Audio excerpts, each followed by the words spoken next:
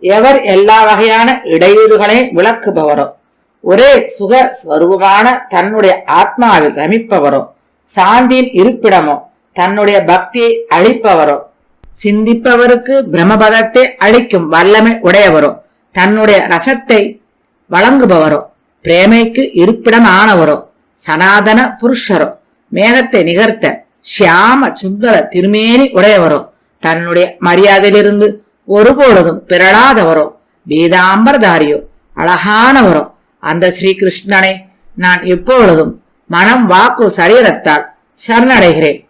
ஓம் பரமாத்மனே நமக. மகாபாரதம். ஸ்ரீகிருஷ்ணனே பரமார்த்த பதம். ஸ்ரீகிருஷ்ண ஏவ பரமார்த்த பதம் ந சால்யத்.